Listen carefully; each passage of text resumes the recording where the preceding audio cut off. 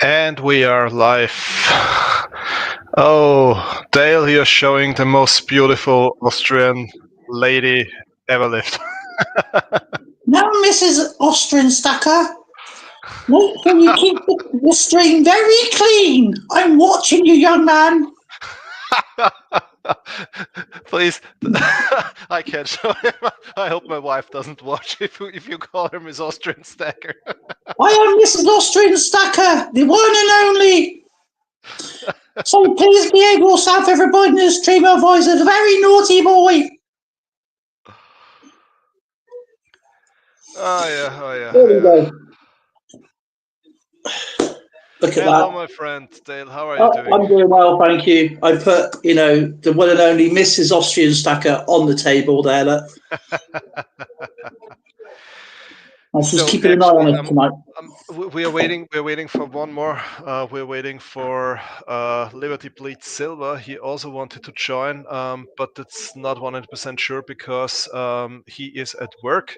But actually, I'm doing this live stream because he started a community challenge and he said, "Show us your big silver coins and bars." So everything. Alrighty then.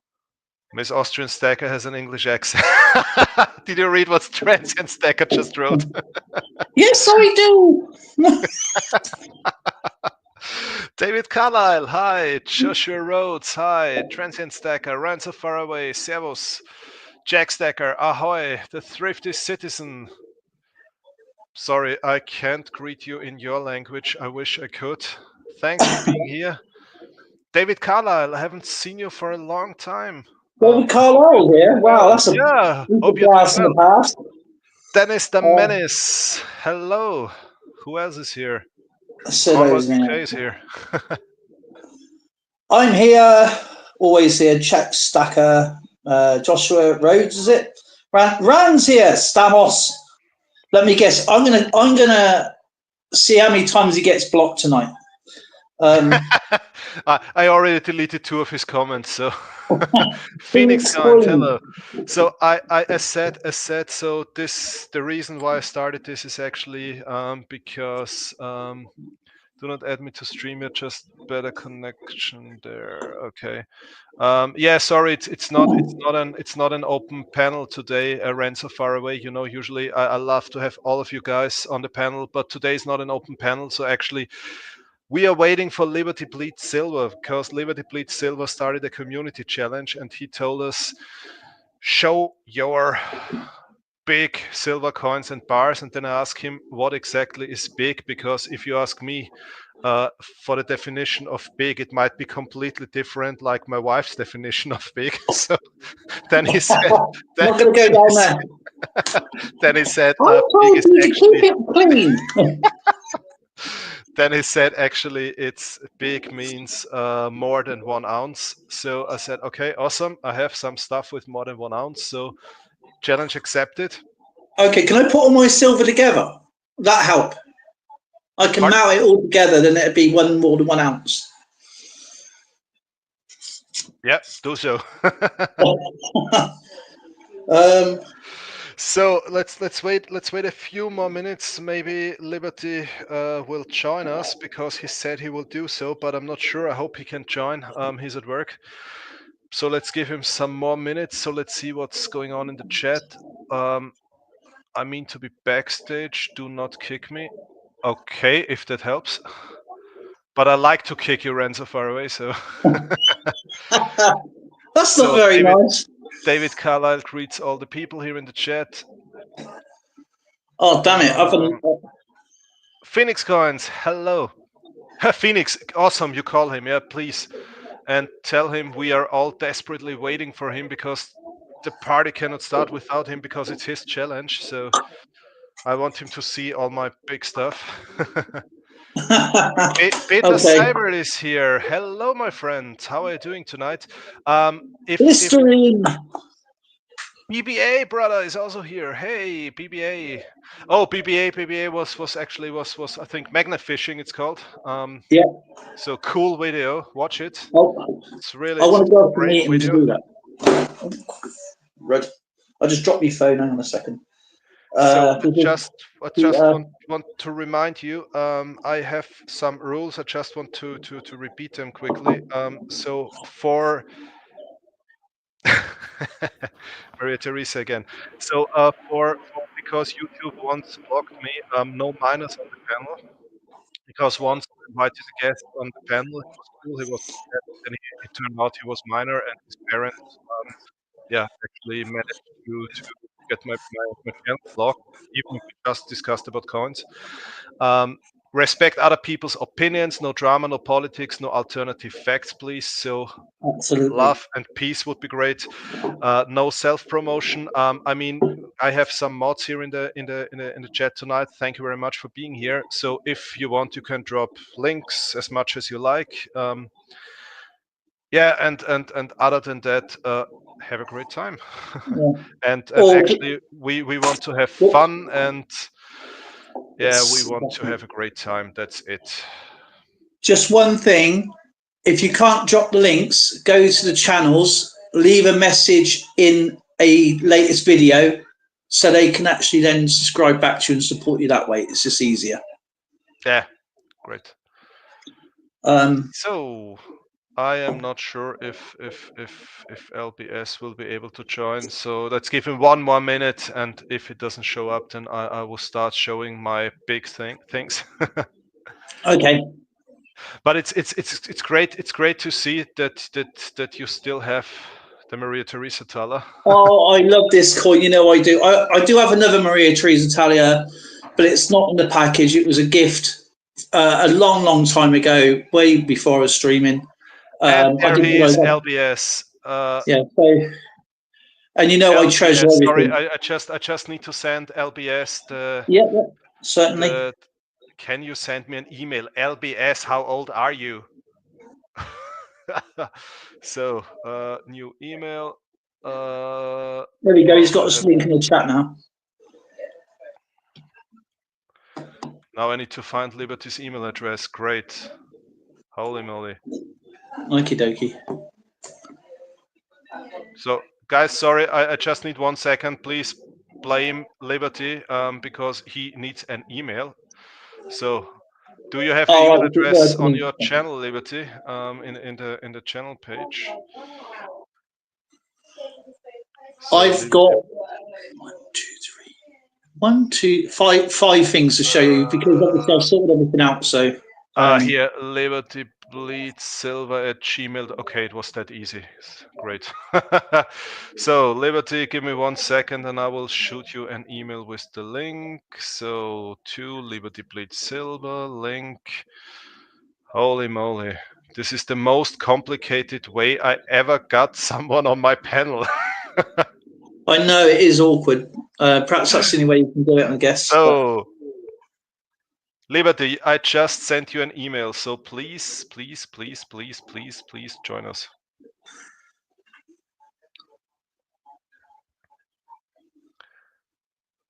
Actually, I'm just going to go and get some scales, man, because I'm pretty curious. I can't remember how much this weighs, so I want to find out. So there he is. Liberty, how are you doing, my friend? What do you mean I'm old?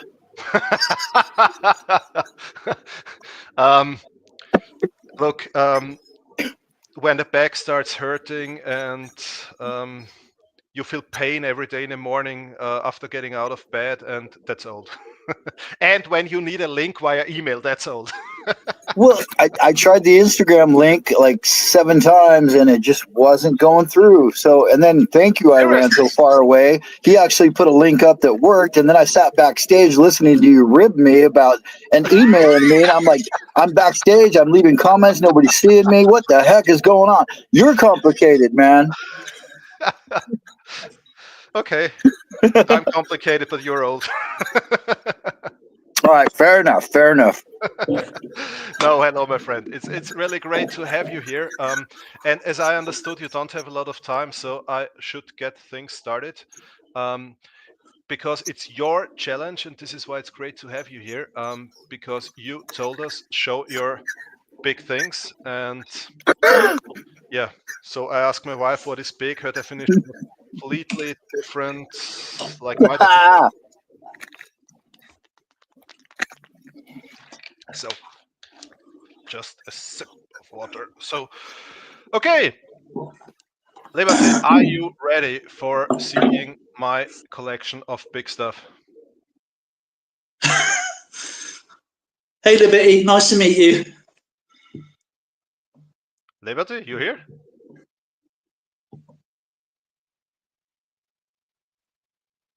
Liberty, hello. Tea break's over.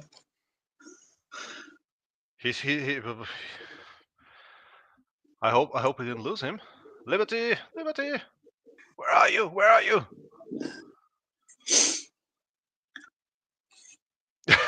Okay. Shall I show you my biggest thing I've got? Okay, you start. I think Liberty is lost somewhere in Vegas. Wow, that's cool. And there's the thing is this, right? I was so close, right? Because this is the Vulcan, right? The Avro Vulcan XH558. Wow. Okay. Amazing. And my serial number is 592. So I was so close getting the actual serial number. That is 5 ounce, by the way, pure silver. Wow, that's beautiful. Ah, Liberty's back. Look, Liberty's back. That was totally me. I'm so sorry. And CWUK, I'd like to say hello. And how you doing today, man? I'm doing well, thank you. Nice to meet you. You too, man. That's a beautiful piece of silver you have. Sorry about that, Austrian. That was totally my fault. I want to say hello to everyone in the chat. Can't see you guys. No, it's great. It's great that you're back. Did you hear what I said before? You were lost somewhere in Vegas. Yeah, I'm lost in Vegas for sure. No, I said that it's your challenge. Actually, you told us to show our big coins and bars, and the definition of big. Your definition of big is more than 1 ounce. So I will show everything I have with a weight of more than 1 ounce today. Perfect. The rest I've got is 1 ounce and under. So there's no point. I'm out of the challenge. I'm last. Yeah, and Dale starts with a piece. I mean, this is so beautiful. I don't have anything on my desk that's as beautiful. So thank you. The show is over. I could always mount it and put my silver together. It'd probably be about 8 ounce. That's a beautiful piece. Can you put that only just his screen, CWK screen only? Yeah, on the... sure. So. There you go. Oh wow, that's cool, dude. Oh, that's a beautiful piece, yeah. Yeah, this is actually military? One of the valves. This is one of the valves. Apart because they broke the Avro down and they made the silver out of this, and obviously you got the heat shield on the other side, but it's 5 ounce pure silver. Wow. It's pretty cool. But no, I wasn't in the military. No. But I love military stuff, as Austrian Stacker knows. I got very high regard for the people who served in the military. Absolutely. What mint is this? That's not from Royal Mint, right? I think this one was. Hang on a second. I was okay. Wow. Yeah, it was. Yeah. It's such a beautiful. It's been a long time since I've seen this, so yeah.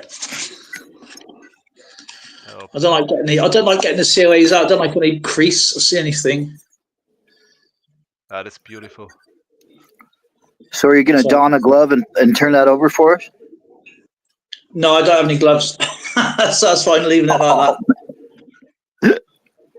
If you actually see pictures of it, you can see the obverse side of it, or whatever you want to call it. You have the heat shield on the other side. Okay. Like an actual imprint of the Vulcan itself. I wish they did. My favourite aircraft of all time is the Victor bomber. The Vulcan is obviously well known for Black Buck and nuking the United States twice. So yeah. Oh. I don't know if you know that, but yeah, they nuked the United States twice. Now, when did that take place? Oh, I think it's probably the B-52s. They were built in the 50s, right? They were built in the 50s, and you had this brand new early warning Cold War. So I think 70s. I'd probably say either late 60s or early 70s, but I think it's probably around the 60s because if I remember rightly, you had was it the I can't remember the fighter now. A lot of the pilots didn't like landing on the aircraft carrier because it had like a swivel front wheel. I can't remember what it was called. And it was classed as like the Widowmaker kind of thing. Not the 104, it was the one after. Oh man, it's a beautiful aircraft, but it was so dangerous on landing. But I can't remember what it's called. But yeah, it was only a mock test, but technically we've nuked the United States twice. You can check out on YouTube. Just have a look for what's his name, Strength Productions. But it's lots of Americans reviewed it. You know, they get his reaction videos. Okay.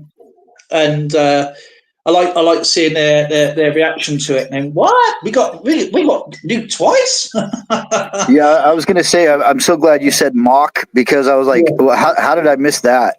Yeah, but yeah, it's it's always been like testing out stuff between the United States and many other NATO countries to make sure everything works properly. So I mean, we live in crazy times, but I hope that I never have to read news flash, UK nukes, United States. Yeah, man, it's like holy crap. yeah. We do have like Nellis Air Force Base is right real close to us, and maybe 10 miles from my house, and they have a red flag. It's called. And when I was a teenager, one of my buddies, his dad was a colonel in Red Flag here at Nellis Air Force Base, and yeah, they run military operations out in the desert. Nevada has the most what do they call it? Aerial testing grounds or whatever. They thousands and thousands of square miles, and they're all top secret. You're not allowed in there. You can't even drive through there. Yeah, it's crazy, man. But wow, yeah, so they had a mock dropping of a bomb or bombs, huh? Wow, that's crazy. Yeah. It was. Here you go. He's great. He is. He's actually really. He was like, what? Now, my next question is, why are you guys practicing this? You guys. Why you guys set up a brand new. You set up a brand new early warning system. They'll be honest. All the drones now, all the drone sightings and so on. This is stuff from the UK, right? I can't say and I can't deny. Oh God! Well, you have to kill us or something if you tell us. What's up with that? My theory is, do you know when the F-117 Nighthawk was around? Is that like a stealth? Triangle lights in the sky. You got to test it somewhere, ain't you? You might as well test it on New Jersey. I mean, come on.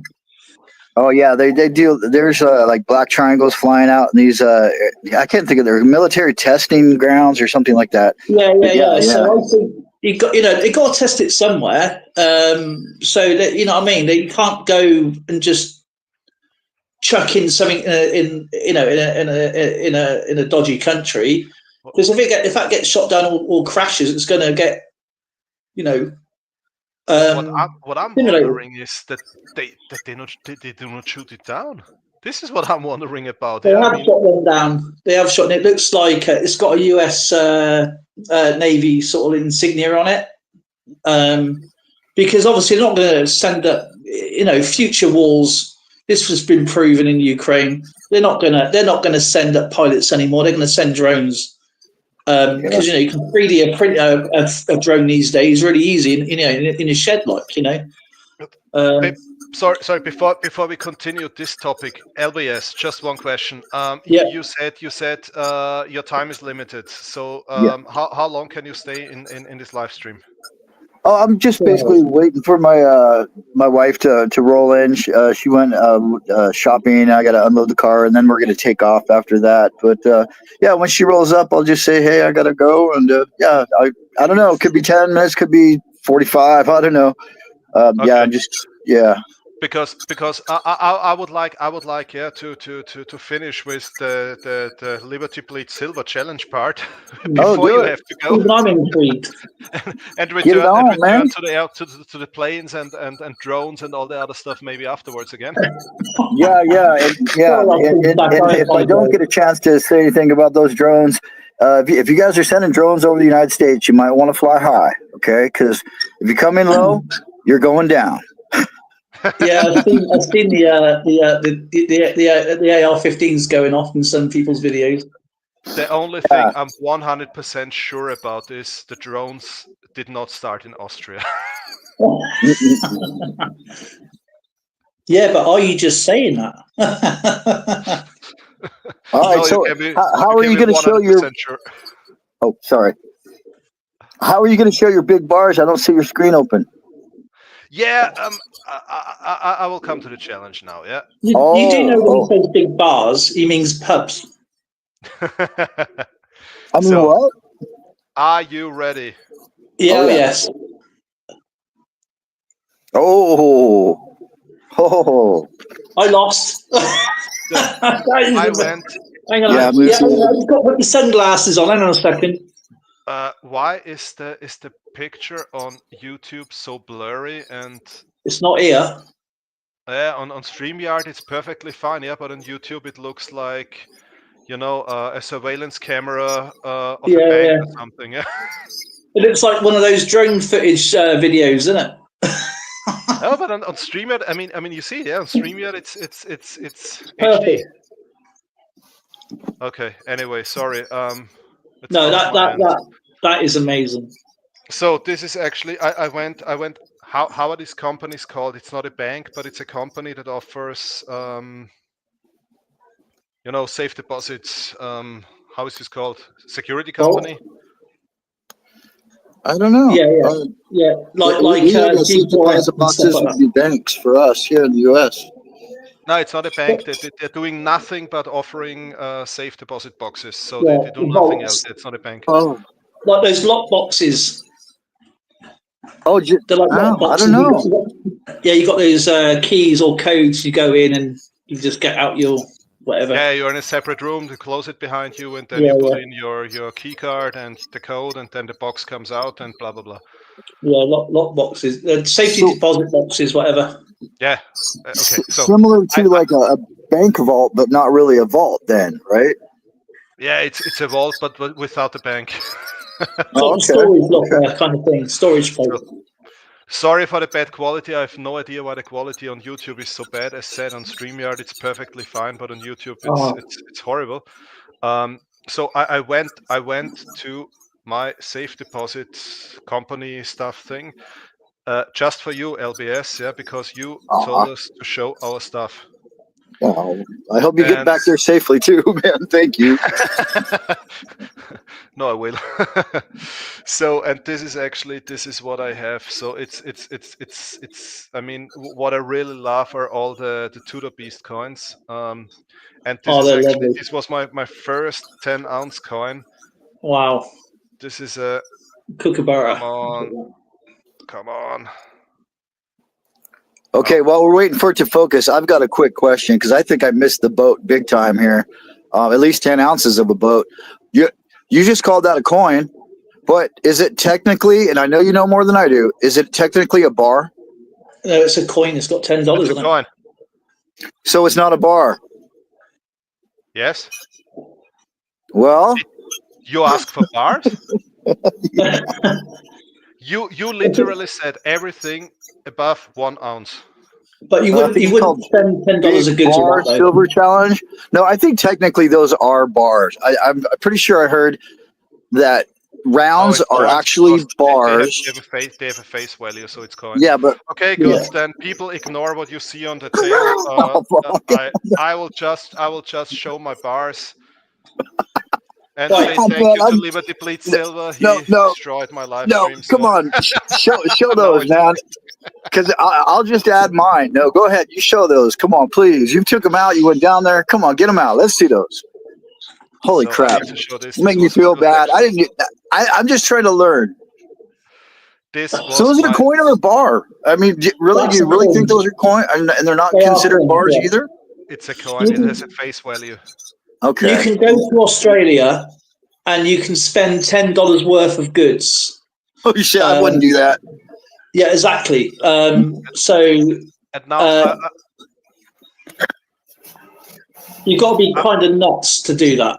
You got to be completely desperate to do that. I would like someone in the chat to do me a favor. Go to Google and search for the silver price in 2013. I think we will get a heart attack if we. Wasn't that about? Now check what we paid in 2013 for this. Yeah, I think that was around about £9 an ounce, or $12 an ounce back then. I mean, I still remember what I paid for this coin because this was my first ever 10-ounce coin, and I know that I paid less than 130 euros. Can you imagine for a 10-ounce? Yeah, I was going to say about 150 euros. I was going to say. Hey, Christopher Ty. It was, I think if I remember correctly, I think it was 128 euros I paid for this coin in 2013. So it's like 13 euros an ounce, then more or less. Yeah, something like that. Yeah. So this was my first ever 10-ounce silver coin. And then I will show you my favorite one, and then I will stop showing coins because LBS told me that it was a bar challenge, so I misunderstood it. I thought it was a... Is that the completer? Got to carry all that back now to the safe house. The 10-ounce completer coin. Wow, so that's the one that has the most value because everybody wants it, even though they don't have the other ones. Exactly. Okay, guys, if you're ever in Austria and you want to find Austrian Stacker driving around Austria, it's the car doing the wheelie, okay? Because all his silver is in the boot.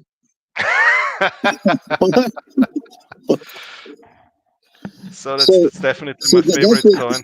So I don't think you should be able to buy one of those unless you've proven you've got the ones already. You know what I mean? Sorry, what was that? Oh, as far as the completer coin goes, it seems like you should have to have all the other ones before you get that one. You know what I mean? It's like everybody's just buying just the completer because it has all the smaller images on it. But the problem is I just have the 10-ounce coins of the Tudor Beast series. The completer coin is from the Queen's Beast series, and from the Queen's Beast series I just have the 2-ounce coins. Oh.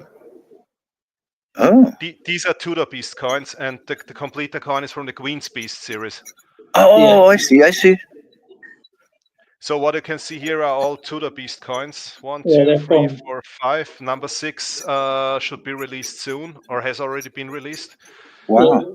But these are the 5 coins that have been released so far. So it's the Lion of England, the Bull of Clarence, the Welsh Dragon, the Seymour Unicorn, and the Yale. These were the 5 coins of the Tudor Beast series that have already been released. Oh wow! Yeah, let's get that focused. Yeah. Oh, there we go. This is my favorite. Show the Seymour Unicorn. I really like that one too. Yeah, the unicorn. Really. Here it is. Yeah. Wow. So those are the Tudor Beasts, and then the Queen's. How many Queen's Beasts are there? Like 10. 10. Oh, okay. But yeah, I mean, I just collected the 2-ounce coins of the Queen's Beast series because at that time I didn't have enough money to buy the 10-ounce coins. So gotcha. I just bought one of each 2-ounce coins, and yeah. Then I need to show you something special. This is my favorite bar, and this is one of the. This is actually the only bar I always take out of the plastic and touch it because I love it. I bought this in the US when I've been on vacation to the US, somewhere in Washington. I have no idea where this was, but Huh. Is that Pennsylvania? Because that's got Liberty Balance. yeah, it's a Liberty bar. That's nice. In Washington State or DC? DC. That's a rough town, man. That was made in England. That was. Oh, SD Bullion. Okay. Oh, yeah, I've seen this one before. Yes, it's got like the Bill of Rights on there or something, or is that this is the reason. Constitution? This is the reason why I bought it, because the day before I was in the museum, where they display the Bill of Rights. And Oh yeah, the Smithsonian. Yep, I've been exactly. there. Yeah, I was there in 1979. And so the next day I saw this silver bar and I needed to buy it. And if I would have known how expensive silver will be 15 Yeah. or 20 years later, I would have bought hundreds of bars. And you'd be sitting pretty. This is my favorite bar, and this is the only bar really. I opened it, because I frequently take it out, and sometimes it's on my desk, and this is one of the pieces I just have to enjoy the beauty. Yeah, that's really cool. And what a great memory. Yep. Yeah, it is.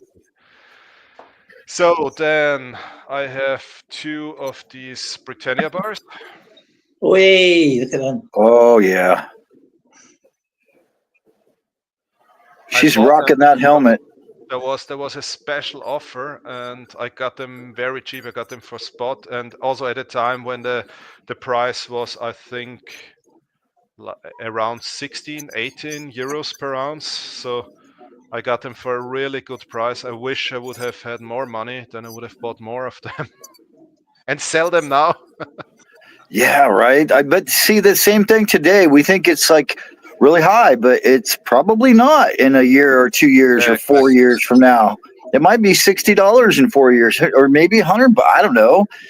So it's always a good idea to, if you can, buy multiples. And yeah, because I like to collect, and I like to. It would be cool to be able to sell something down the road. But then again, how much is your dollar or your euro worth? Because you know what I mean. Yeah, it might not be.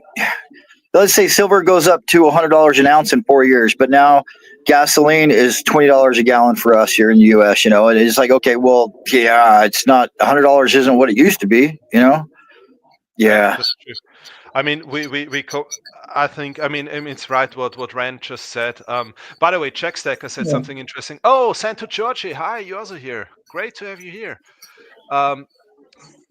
Jack Stacker said it's now in the National Archives. That's true. I read about it. That's Am I stupid? We the people. Oh, that's the Constitution. The Constitution, yeah, thank you. Yeah. Is now in the National Archives. Yeah, that's true. And the image looked really small, so I thought maybe it was just the Bill of Rights, but so it's the Constitution. Okay. Look what I got. This was a gift from one of my friends. He was born in the US, and he gave me this as a gift. This is the most beautiful version of the Constitution I've ever seen. Wow. Very cool. Is that your friend that lives in Arizona? He was born there. He lives in Austria now. Oh, that's right. Yeah, okay. So this is, I love it. It's beautiful. Very nice. Did he put his John Hancock in there? I don't think so.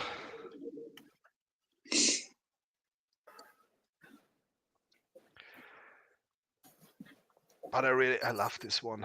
I use this in a lot of videos. So whenever I show US coins in videos, buffaloes or silver eagles or whatever, I always use this in the background. Yeah, I love those gold. What do they call that when they emblazon, or I can't think of the name for it. They press it in. That's cool. Are the pages gold too? So then the next piece is actually my second favorite silver bar. That's the Coronation bar. Oh yeah. That's one I definitely want to get. I wonder what the premium on that. How much would you just say you paid over? I think it was like 10% over spot. That's not bad. No, it was not. They had in the very beginning, yeah. I don't know why. I think people completely missed it because the Royal Mint didn't really advertise them, and in the beginning, it seemed like nobody wanted to buy them, so they were really cheap. So I bought one, and then I think after 2 weeks, it was prices exploded. That's the way it happens, huh? Yeah. So I'm really happy that I got one. It's gorgeous. I mean, front and back is just outstanding. Both sides. I like both sides so much. Yeah, I really need to get on the online bullion dealers and start filling a shopping cart. And it's been so long since I bought any silver online. It's always the coin shops, and I usually go for the vintage. That's gorgeous, man. Wow. So that's got 4 beasts, right? We got a unicorn, a lion. Is that a griffin? Yeah, griffin. And what's the other one? Dragon. No, it's a unicorn. It's the lion. It's Dale. Please help me out. It's the dragon of Wales and dragon of Wales. And then you got the then you'll have basically it's the royal standard really of all the national flags. I think the griffin is part of Ireland. Then you got England and Scotland. Oh, you got the unicorn of Scotland, the Welsh dragon down the bottom right quadrant. That's gorgeous, man. The lion at the top left quadrant, which is obviously represents England, and then you'll have Northern Ireland down the bottom. Scotland, the Tudor Rose. No, you got the Tudor Rose is just basically Wall of Roses. That's the white and red rose. You'll have on top left quadrant is the lion. That represents England. The unicorn is Scotland because that's its national animal, which is unicorn of Scotland. Welsh dragon, and then you'll have it's like a stag or something in it. That would be Northern Ireland. Yes, Northern Ireland. Oh, a stag. Okay, I see. Yeah. Wow. So two countries, Scotland and Wales, which my family's from Wales. That's why I use the griffin on my channel. But and actually part of my family's from Scotland as well. But it's kind of funny how they have what we call mythical beasts, because why would you have that if it's not real? It's kind of crazy. I think it brings down to folklore over the years. From the Anglo-Saxons onwards, I guess. I don't know. I think heraldic symbols have always been mythical creatures and so on, because they should represent strength and power and. No, I think you're wrong. I think this is proof that they existed. So I believe in unicorns and dragons. Yeah. Who knows? I kind of. Why not? part of me does. I mean, okay, it's maybe not unicorns so much, but dragons. Every single culture through the past thousands of years has dragons. I mean, I think there are something like 150 times they're mentioned in the Bible. That's not even that old. That's a couple thousand. I think there were dragons. There was something like, or maybe dinosaurs roamed the earth at the same time as men. Don't forget that also all cultures throughout history have mothers-in-law. So, if you talk about the mother-in-law, you cannot say it directly. Yeah, so you need to put this code. The code.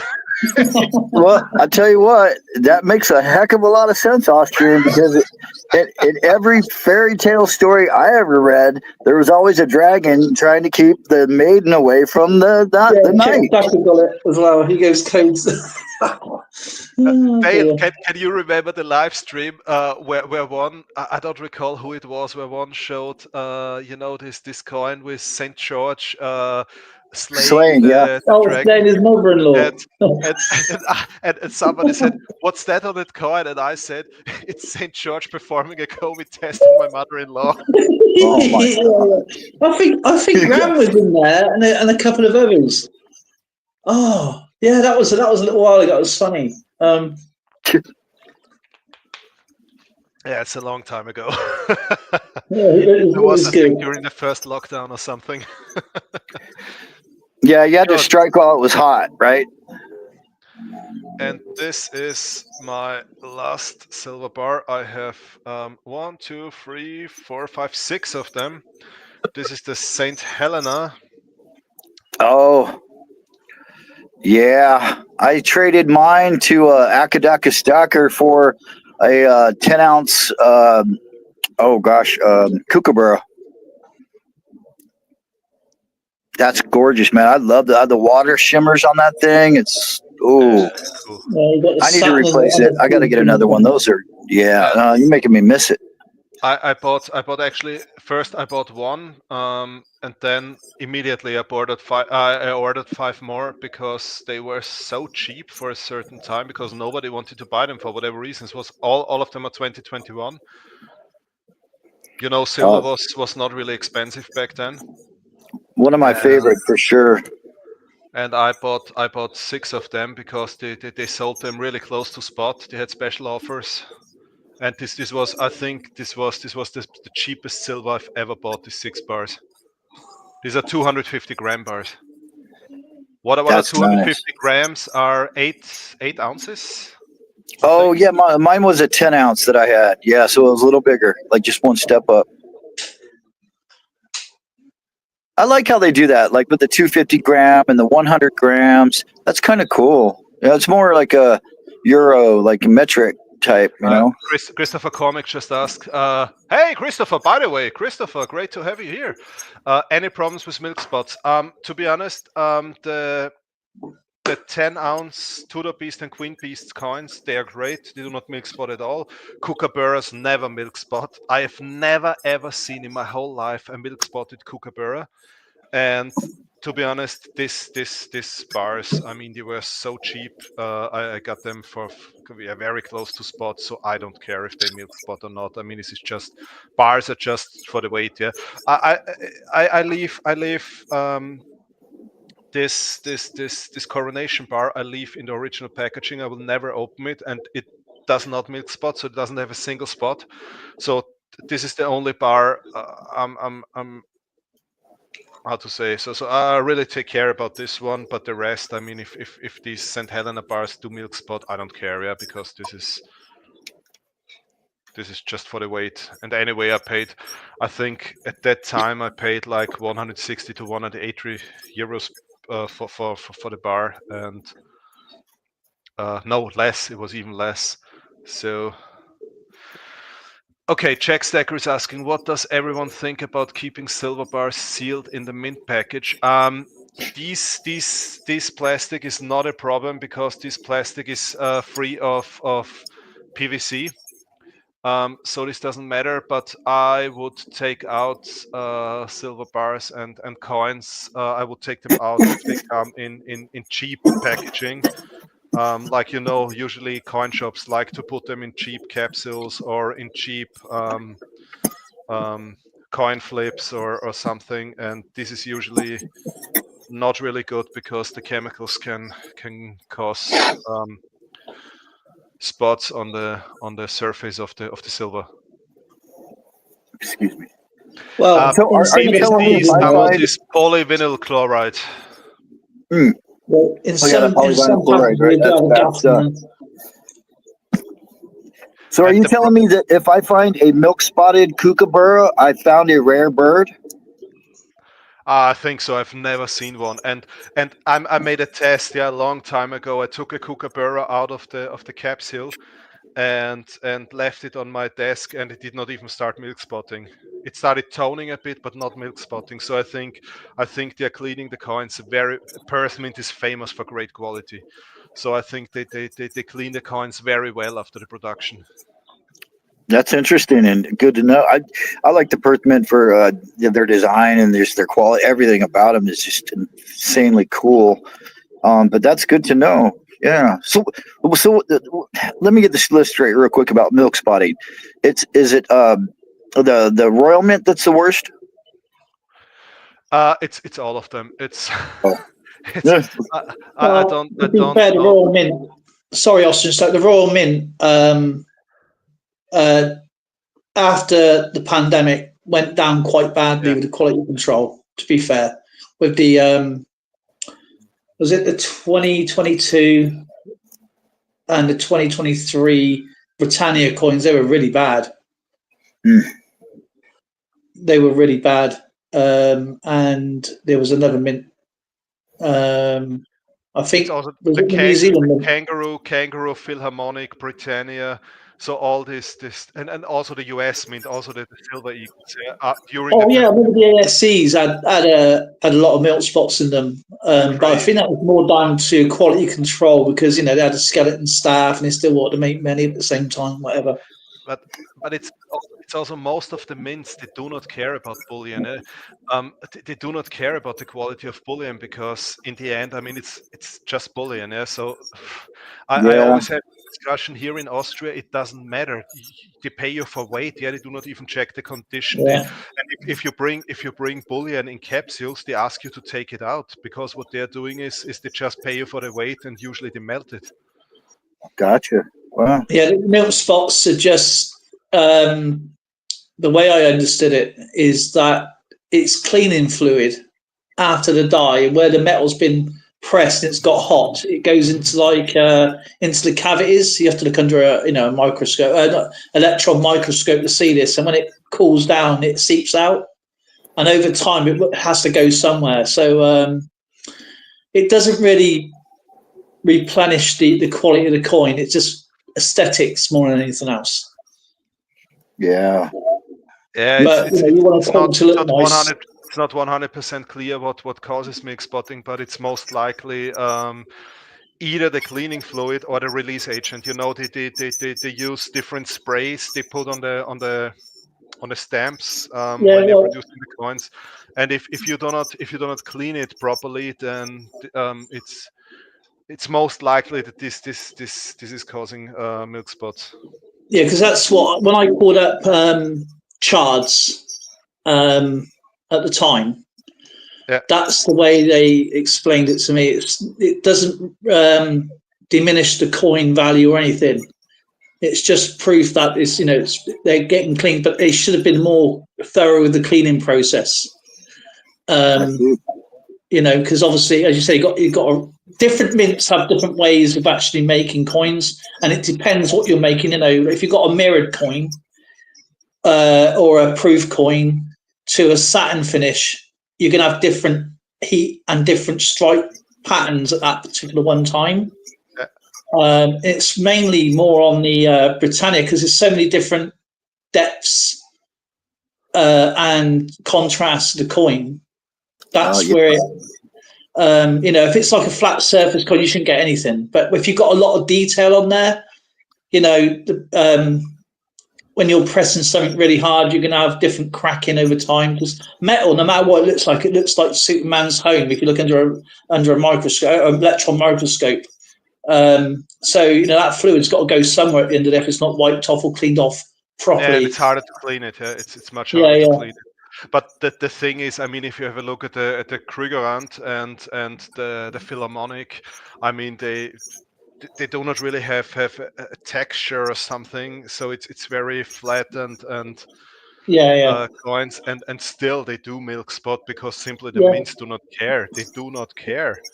It's because I mean, and this is crazy. If you have a look at all the proof coins of Austrian Mint and all the other coins, I've never seen a single mill-spotted coin by Austrian Mint, and I have hundreds of coins from the Austrian Mint, and they're all 30, 40 years old. Wow. And they do not have a single mill spot on them. Yeah, this has only happened recently. I mean, you're talking like the last, what, 2 or 3 years? Because I've never seen mill spots until I need to show you something. Look, I showed this in my last video, yeah. So I showed this in my last video. Yeah. And all of these coins are more than 20 years old. And have a look at the condition of these coins. Another factor is how old is this cleaning fluid? You know, was it a bad batch? Was it a good batch of cleaning fluid? Where did they get it from? Did they change suppliers? You don't know. You know what I mean? So that's another factor. Yeah. This is also something that I read a very nice article on in a coin magazine about when the first milk spots appeared on maple leaves. And this was really interesting because it appeared in exactly the year when what you just mentioned, Dale, when they started using a different cleaning fluid. Yeah, I've heard about the maple leaves. This was the first year ever when milk spots appeared, and the funny thing is, all the other mints used the same fluid. They changed the fluid because the main supplier of this, the main producer of this fluid, changed it, and this was exactly the year when milk spotting started in all of the mints worldwide. I need to check if I find this article. I think I should post it. It was a very interesting article in a coin magazine. Because another thing is that if say Austrian Mint and New Zealand Mint or New Mint, whatever, and somebody else makes coins, you know, or whatever, and they see like the Royal Mint having problems and they got the same fluid, they're going to say, we're not using that fluid. So, you know what I'm saying? That, you know, if they're not, you know, Royal Mint's massive company, so is the Philadelphia Mint, and obviously the Royal Mint is kind of part of the Royal Canadian Mint. So if they ever had the same fluid being dispatched to them, you don't know whether Austrian Mint said, look, let's wait until we see what this fluid's like and not use it if it's bad. Why would they take a chance on producing something that's going to, you know, have a load of returns or queries about it? So maybe they dodged a bullet there. So I wonder who we should blame more, the buyer for the mints or the sleazy salesman that sold them the crappy cleaning fluid? I think it's a bit of both. They should have done tests before they released them out in production. Yeah, right. Something. Dang. Yeah. Interesting. So sorry. Just in the chat, someone asked for the links to the channels, and also Cranky asked for the link to CollectingWorldUK. Stamos, Ren, you are mods. Would you be so kind, please, and drop some links? Yeah, moderators, go get it. Come on. Thank you, guys. Not that Dale would need more not that Dale would need more subscribers, because I think Dale has the most subscribers in our group. Dale, how many do you have now? 10K? Do you know what? I'll have a look. Hang on a second.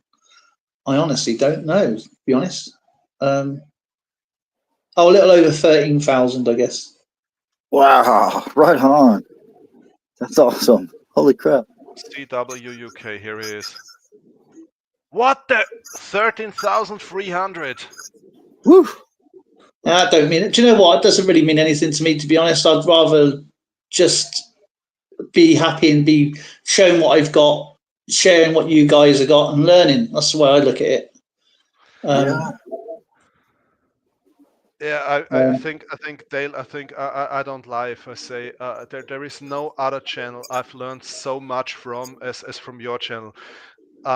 Dale posts a lot of short videos, and in the past he also made longer videos about UK coins and world coins and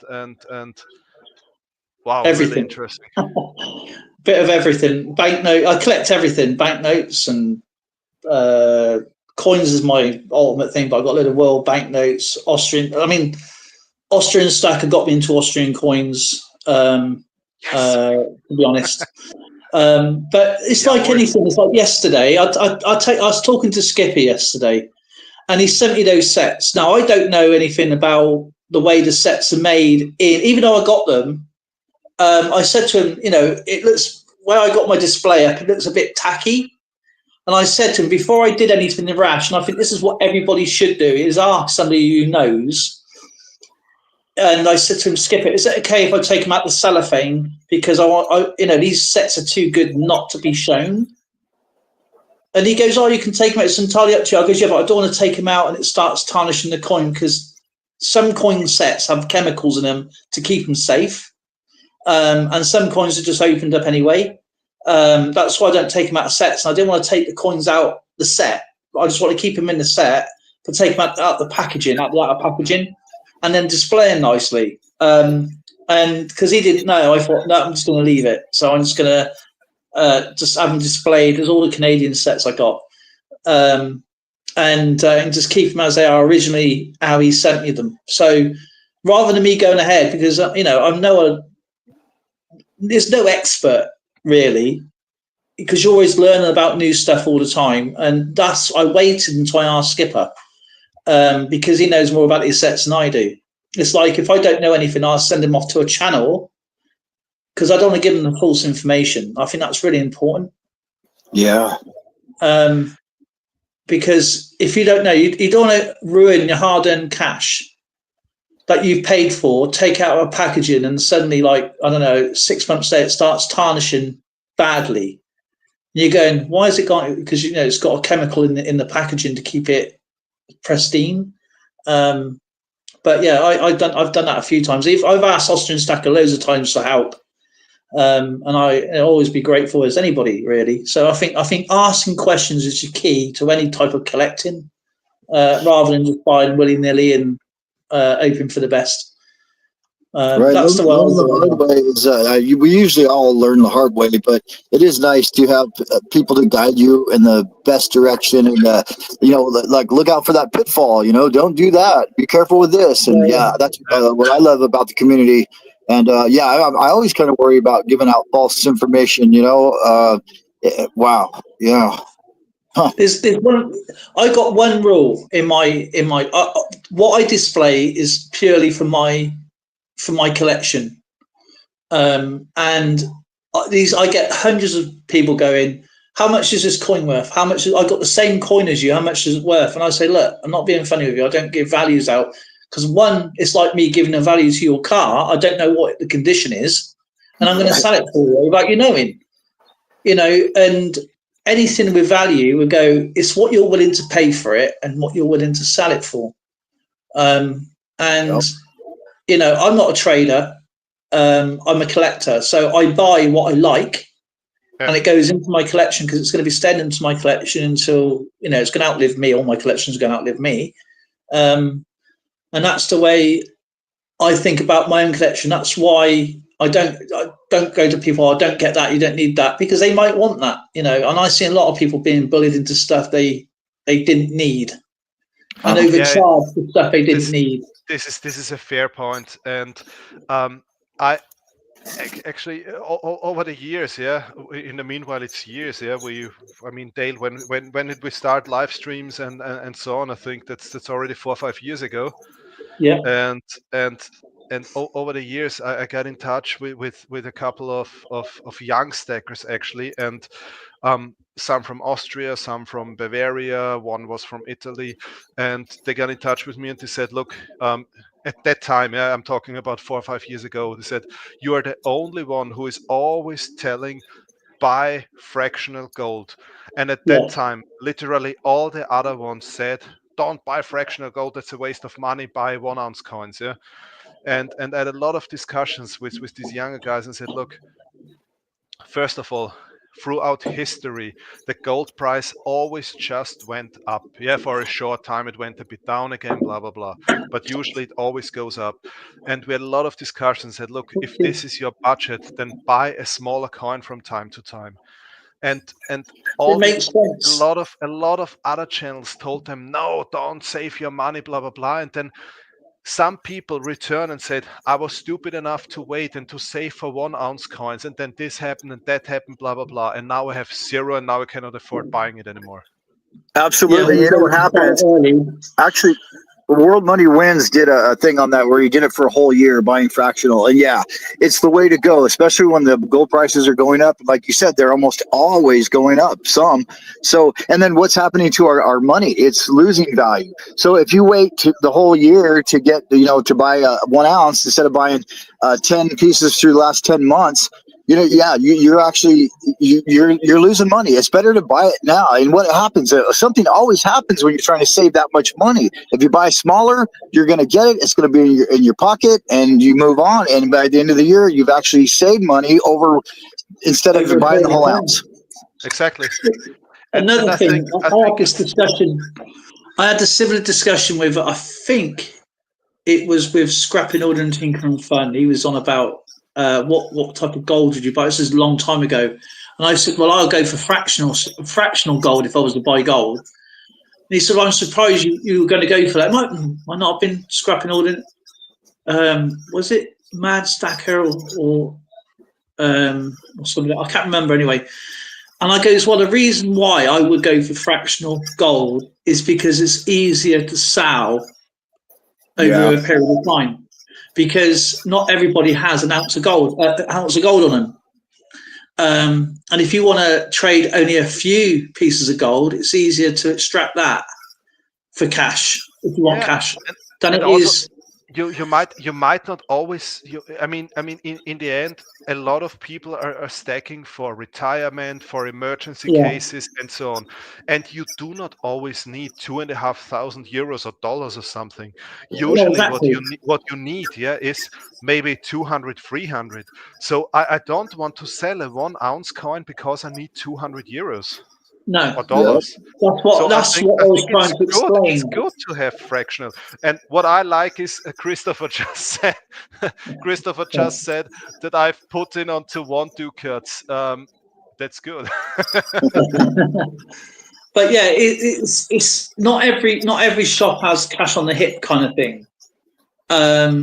So if you're taking a risk walking down this day and age with like 2 or 3 ounces of gold on you.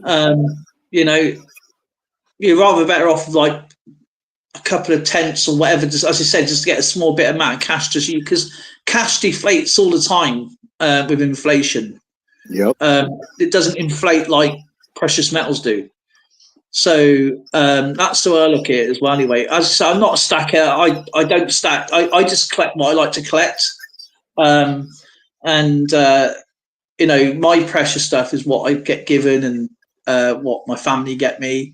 That's my priceless stuff. Anything else that I buy personally, it's what I bought. So, that's the way I look at it. I know stacking is completely different to numismatics, and I understand why people do that. Kudos to you guys, honestly, because it is hard, and a lot of people try and chase these. These really, you get, as Ashton Stacker says, you've got these young kids or people who are just starting out thinking, right, I'm going to buy 50 ounces here straight off the bat on a credit card. Then you're chasing the debt, which is the wrong thing to do, in my eye. Because then you're just paying the debt off with your silver again. So yeah, you never know what's going to go around the corner, and that's why I understand why you guys stack. I mean, one of the things why I like. Actually, I mean, now I don't like silver as much anymore as I used to like it before, when it was affordable and cheap. But I mean, silver is getting more and more expensive, and I think it will not take a long time before we talk about. Do you remember the times when everybody could afford buying silver? Yeah, I think this will be over soon. This is my personal opinion. Okay, now wait a minute. Okay, here's a good question for you guys. What's better to buy like right now in this climate, with silver being at the price it is and gold being at the price it is? Because like the videos that you made a long time ago, you actually I think about a year ago we talked about it. You showed it to me. I think you did a short of like how much silver was like to the gold silver ratio. Like it was 17 to 1 or 10 to 1, or actually it was 1 to 1 back in Egyptian days, and then it was 10 to 1. And do you ever think that will change? Do you ever so like, and if it did change, what would be better to have? Silver would be better to have. I don't think that silver will go as high, but No. I think what will go high is platinum. I think platinum is completely undervalued, and the only reason is because the industry needs it, so they artificially try to keep platinum low. I think platinum will go up. I think we will see the days when platinum will again be more expensive than gold. And I mean, a lot of people laugh about me whenever I say this, but I do believe that this will happen within the next 10 years. Shall I tell you another underrated metal that people should collect, which I've worked with I know this, is copper. Yeah. Copper is so undervalued, yet if you take a ton of it to a scrap yard with kilos on it, you will make money on it. Because you can get copper for free anywhere. Melt it down, turn it into a kilo, and then take it off, whatever, and you make money on it easy. It's such an underrated copper. It's so underrated for value, but when you take it to a recycling center or whatever who needs the copper, or a factory, and they give you cash there and then for it, they will. You'll walk out there with more money than you realise. I'm not talking about the volume. I'm talking about the margin that you can walk away with, because one, silver is very hard. You can either afford it or you can't. And you can't melt down money, which is illegal. But silver rounds or silver, just generic bars, you can melt down and turn them into art. That's what I do. And I can't afford gold, so I don't have any gold really, any gold backs. That's all I got.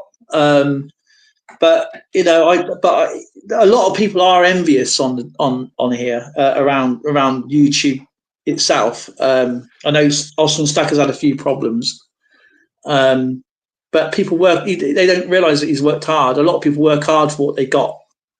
Yeah. And they try chasing him, they try chasing him or try and chase other stackers. But you've been doing it a long time. You know what you're doing. You're careful. And this is one of the, I think, of the important aspects you just mentioned. I mean, most of us are people who have to work hard, for every single ounce of silver and every gram of gold they have, and I mean, for example, in my case, gold and silver actually helped me also to support my family. I come from a working class family. My father was a railway worker, and actually, what I'm doing now is, my father is retired, and I mean, as a former worker, he doesn't get a lot of money, so my sisters and I, we support him frequently, when he needs something, when the laundry machine broke down or whatever, and actually, with the silver and gold, this is exactly this is the case, or this is the perfect time, to sell some of it if you don't have enough cash left, because then I sell some silver I'm not emotionally attached to, which I bought for 14 euros or 13 euros an ounce, for 28 or 30 euros an ounce. And I do not even lose money, because it went up so much over the last 10 years. So I can support my father without losing money. And the same is then with retirement and whatever, or when there are emergency situations and you have to sell something. It's definitely an investment that holds its value, the precious metals, that's exactly. For sure. But the more time you have between having, purchasing and having to sell, of course, that's the key, right? But yeah. I just got to answer David Carlisle's quote there. He goes, all my gold was lost during a terrible boating accident. That's exactly what happened to the Spanish. Yeah. but you need to be careful. A friend of mine, a good friend of mine, he lived in a house with this strange system where you actually pay like rent, but a part of the rent pays off the house, and then after like All 20 right, yeah. years, You rent to buy, basically. yeah, after 20 years you can buy it for a reasonable amount. And what he did is he had, how many was it? I think it was like more than 200 ducats and a few hundred Maria Theresa dollars, and he sold it. I mean, with a huge profit, but he had massive problems to sell it because everybody immediately handed over some forms, this anti-money laundering forms and so on, and he had to declare where is this coming from. He said, look, I cannot declare this because um, I saved this, or I bought this over the last 20-25 years, so I cannot tell you where I bought every single coin and where the money was from. I mean, I go to work, and every month I'm buying a bit gold and silver. That's it. And he had massive issues in selling this. So what he did is actually he gave everybody a bit of his silver and gold, and from his family, and everybody went to sell bits and pieces. And so I mean, it's not so easy to get rid of bigger amounts, and this is also why I like fractional. Yeah, it makes a lot of sense. Yeah, it's so much easier to disperse, and as you said earlier, you haven't got to waste an ounce of coin for a lot of money. And in the European Union, with this anti-money laundering laws and so on, it's completely crazy. In Germany, if you buy something with a value of more than 1,999 euros, you need to declare where the money is coming from. Yeah, and you actually have problems to pay cash. In Austria, it's still 9,999, so we can still pay 10,000 euros cash in Austria. So which means I can still buy 3 ounces of gold without having to show my ID or anything. Yeah, so it's still anonymous. Yeah, so I can buy 3 ounces of gold at once without having to show my ID or something. But in Germany, you cannot even buy an ounce of gold anymore without declaring it and showing your ID. And yeah, that's how the United States is with like any purchases or cash or checks. Trying to cash a check over 10,000, that's when the government wants to step in, and you got to fill out like a form for I don't even know what it's called, but yeah, they're basically the same as Austria. There, it's like a $10,000 thing. But I do know of one instance where, well, of course, if you have the money to buy a whole ounce of gold, why wouldn't you buy a whole ounce of gold? That would be great. But what about like CWUK? You just said that you pour metals, right? Yeah. Okay, so that would be a great time to buy an ounce of gold if you're pouring gold, because now you're breaking it down. You know, you're making it into smaller pieces to sell as art, right? Yeah. Not gold though, only silver. I can't afford gold. But I have got my own hallmark, which is done by the Birmingham SA office. I don't just stamp my name. It's all laser cut. I send it all off to Birmingham. And next year, I've got my own workshop being done out, and I'll be taking a train up to Birmingham to show you where it's done. Next year, I want to take on jewelry courses so I can learn how to do jewelry properly, get it all done there. Because in that way, we've all done a little more professional. And here's one of the pieces now. This was made by CollectingWorldUK. Here you can see the hallmark. Wow, it's tiny, the hallmark, huh?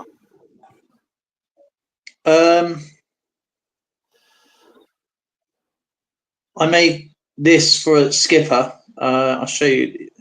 Oh, that's cool. That's way cool. I like the texture a lot. It looks like wooden or something.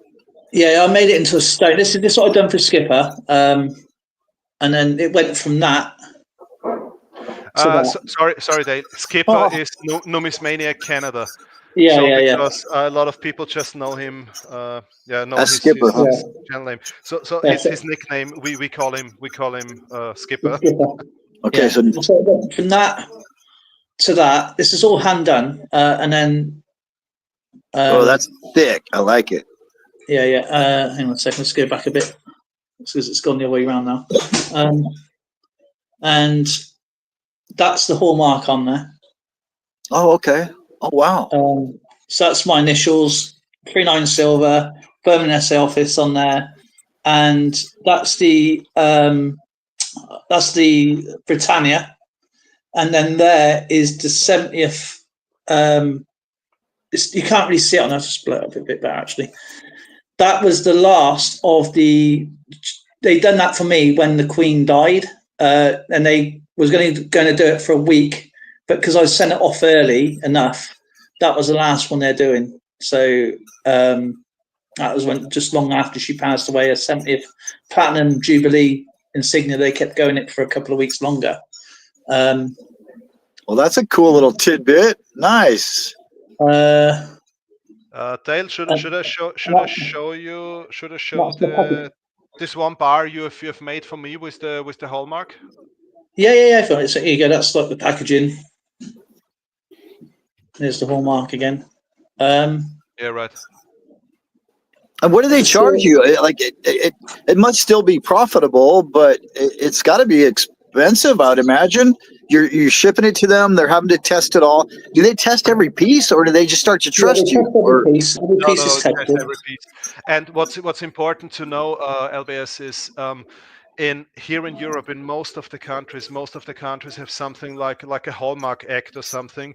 So it's illegal to sell silver pieces with a weight of 1 ounce or more without Hallmark. So which means every single piece made from precious metals must be tested and hallmarked, and it's even illegal to sell it. Yeah. So what you do in the US, you just pour silver and then sell it.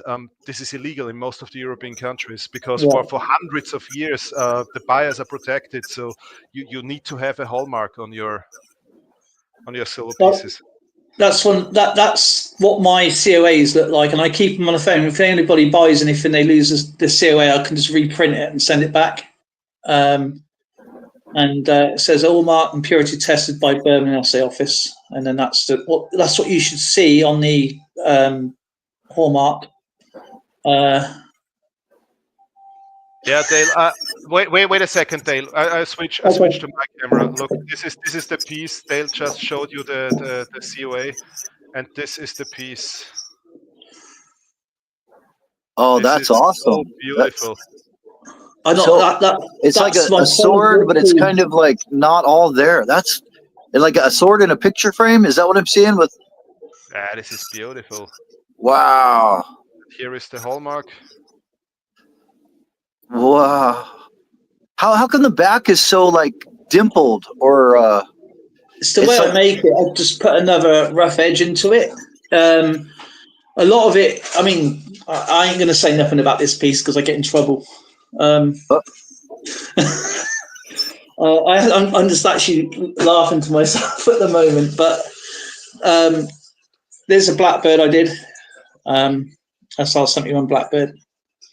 I mean, I don't want you to reveal any trade secrets, that's for sure. But I like the texture; it's beautiful. You got it upside down. Yeah. Sorry. That's also got the Queen's Platinum Jubilee on it as well. Yeah, this is what I'm showing you.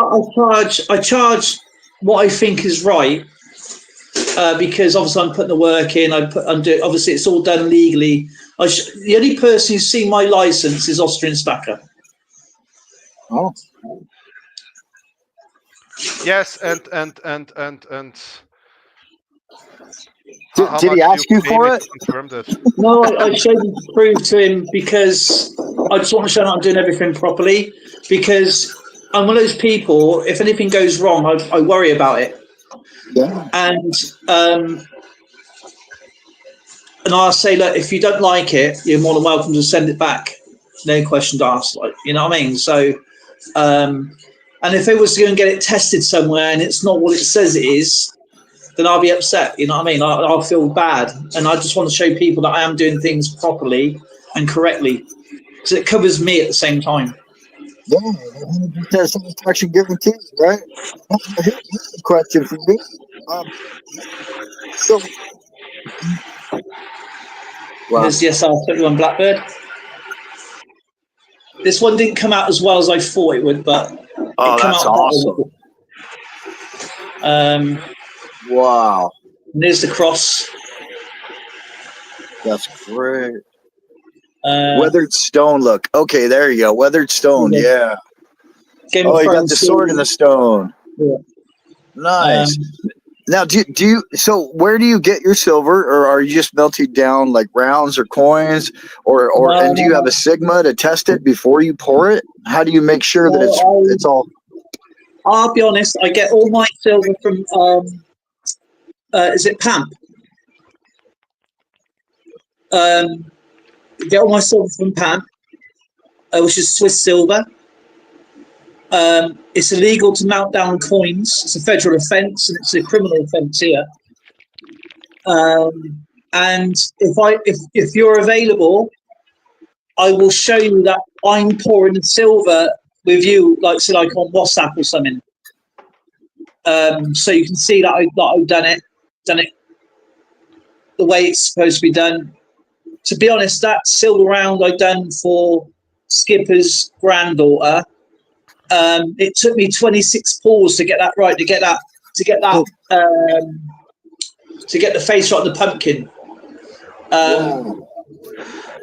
And I done this for him. I'll just find it because he's long. I done that for him for free. Oh, that's great! Wow. And that was 1.8 ounces, troy ounces. That's nice. So yeah, this is Patricia's light infantry cat badge. That must have been frustrating. Well, that one, no, this is actually quite good. Actually, it come out first time. You said there was 126 times you had to pour. That's wow. Yeah. That was this one. In a second. The pumpkin, right? Or yeah. What was on the back of the pumpkin?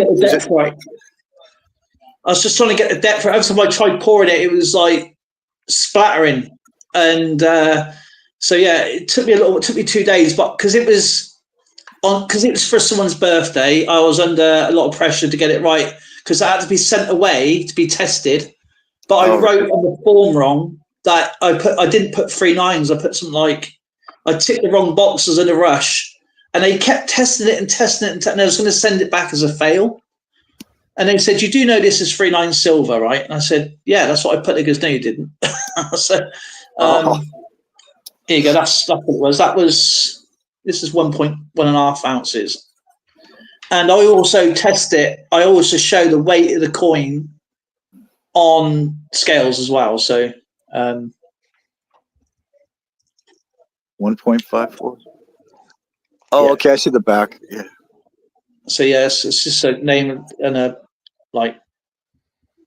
It should be there. You can't see it very clearly on this phone, but when you get it, you can see it.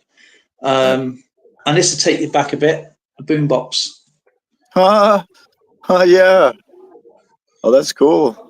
Panasonic. Stamos, this Panasonic, JVC, and Sony. Stamos, this is even older than the iPod. Yeah, this was long before the iPod, and actually at the same time when the Game Boy was invented. If you know what a Game Boy is. You have to carry on more batteries. The battery was more heavier than the blinking thing itself. They played cassette tapes. Yeah, cassette tapes are every girl around the world all year is playing record for the top 40. But yeah, I made this for my daughter. She was after this, and this was a pain in the ass. It's only like a silver necklace, but I did all the hearts individually. Oh wow! That was wow. But she had that for Christmas. It's only like not even half an ounce, but it came out really well. That's gorgeous. What a great gift. Oh my gosh. But not many people do COAs like this where you've got the hallmark to be shown where it's supposed to be and the picture of, so, a lot of people buy silver and all they do is sign a piece of paper, and you don't know which one goes with which unless you match it up with the weight, and you don't know whether it's the right weight or the date or anything. But I like to keep people happy because that's what I like to do. Just to be honest with people, and say, like, if I'm getting behind, I say, look, I'm sorry, but I'm a bit behind. Do you mind holding on for a couple of days? And this battleship piece as well. That's from a Battleship game. Yeah.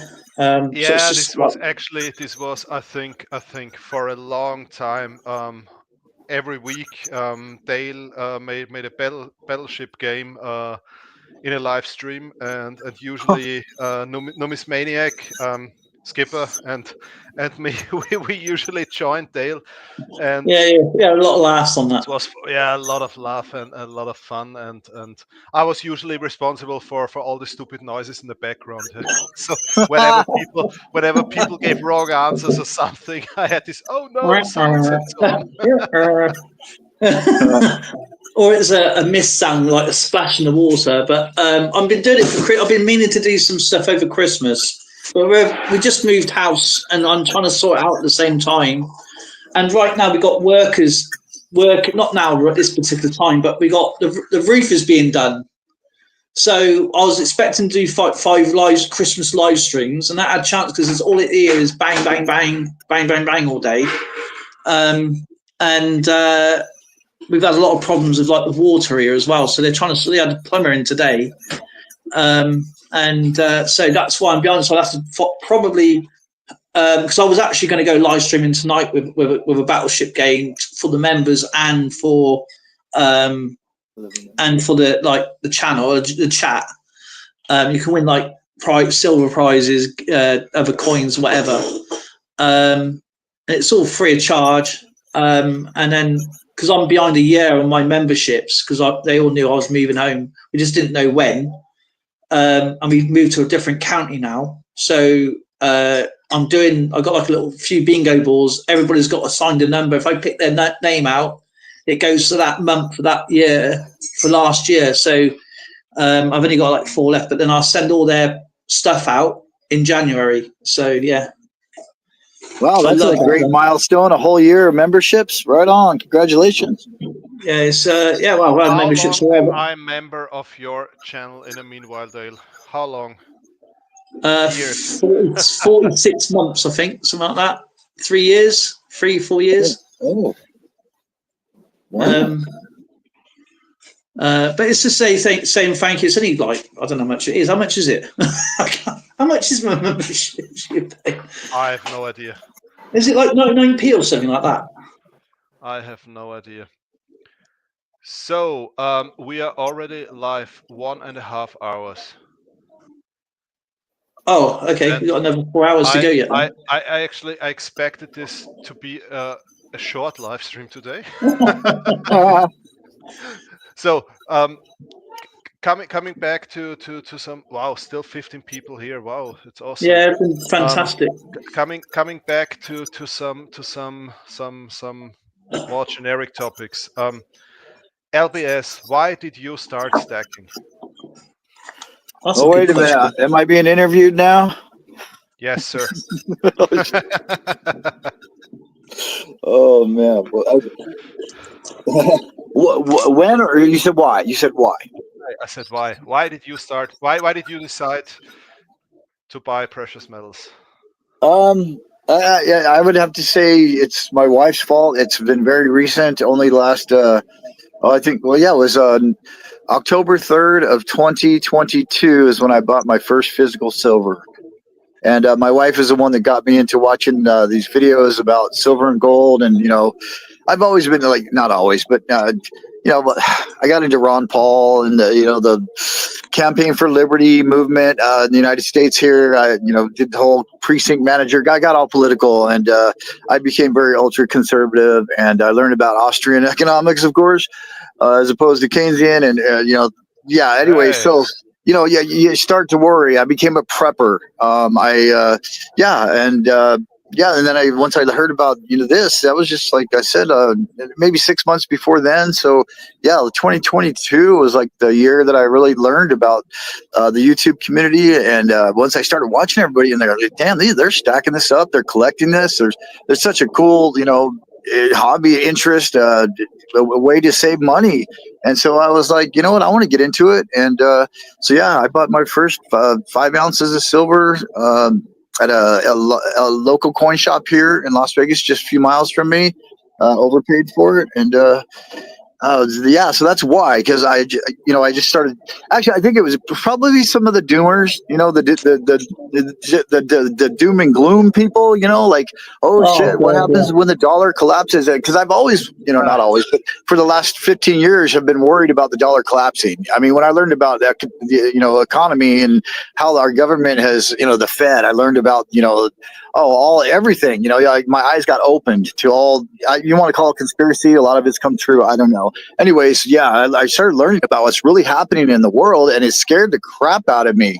So that's why, I blow my money. If I have money, it's gone. I'll just spend it. So if I'm actually buying something, I mean, I was thinking the other day, people are like, Costa, like they asked a question. I think I was to have an interview with Vegas Stacker a couple of days ago, and somebody in the chat feed, they said, how, do you have to be well off to collect silver and gold? Do you have to be well off? And we're like, no, you don't have to be well off.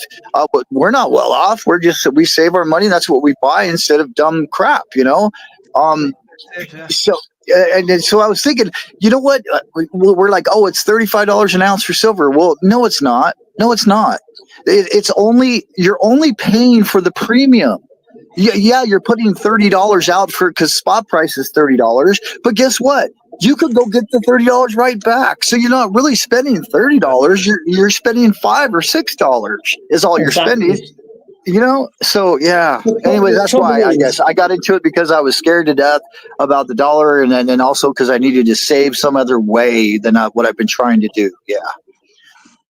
I totally get where you're coming from, and Austin Stacker gets this all the time with the doom and gloom people. If, as I said before, if you're careful, you can do it really well. Especially if you're very young. And you start, say, at 16, whatever, and you go and get a little job, you can go and get yourself 0.5 ounces to start off with, and then document everything you got, what you paid for, and then so like 3 or 4 years later, you're going to be 21. You made double your money on that. Then you can get something bigger and better, maybe. But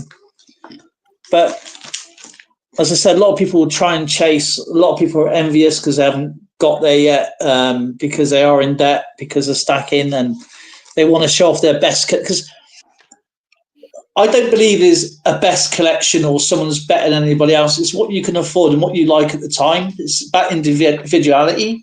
And I mean, Austrian Stacker will tell you this, his favourite collection is superheroes. He loves them. No, he doesn't. No, I think what both of you said makes sense. So, I'm a 100% anti-prepper. So, I think I'm well prepared. So, what I always have at home is water, for example.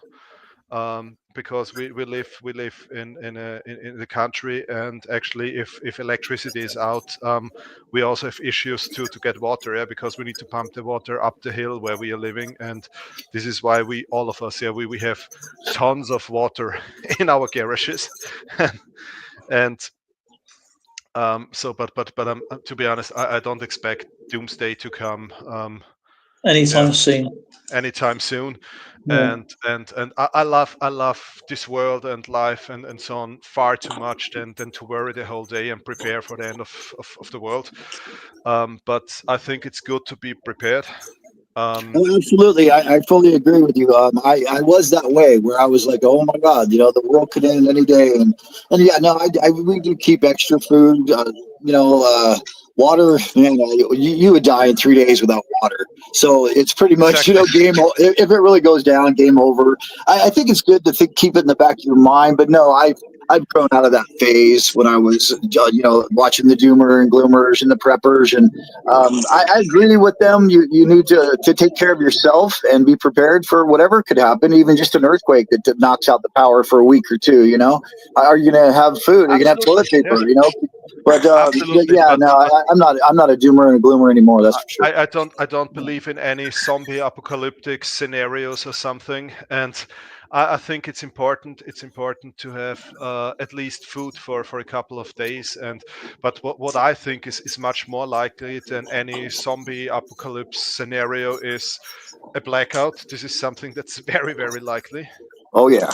And things like this, yeah. So and my major reason why I started stacking is actually, I didn't have the chance to save money for any money for a long time. My wife and I met when she was a student and I was in the army, and so you can imagine the only thing we didn't have at all was money. So for a long time we couldn't save any money, and then she finished her studies, and I finished mine, and so on, and we got good jobs, and then after a long time, yeah, we have been able to buy our house, and just now that the last, like, I don't know, maybe 5 years, I would really call it stacking. Before it was, maybe one or two small coins in a year or something, because my grandmother survived Second World War, and she always told me, have some gold and silver. She always told me this. She always tried to buy some small coins, but this was all I could afford to buying. And now, actually, the reason why I bought it is, um, first of all, it's now the first time. The last few years were the first time in my life when I could buy precious metals, when I had enough money left. And I was thinking about, okay, cash, yes, but not too much because of inflation. You lose your buying power over time, and so on and so on. So I was thinking about different things, and investments are too risky because I don't have too much money left, that I say I don't care if I lose it. And then I ended up with precious metals, and this is actually how I got into stacking.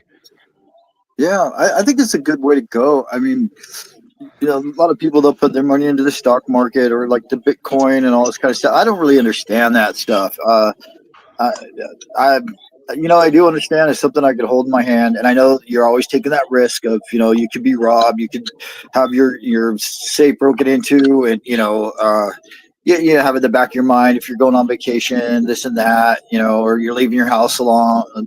Yeah, but at least I can understand that. And then of course you don't keep all your eggs in one basket. But yeah, if something was to go right down with the stock market, this would be like what happened previously, where, we had the crash in '29, which, that was way before any of us were around. But, and then yeah, it's happened before. It'll happen again. And yeah, I don't know, man. I think people, they kind of put their faith into that a lot, and blows my mind. Yeah, this. I mean, and considering that 90% of the people are not prepared in any form or way, I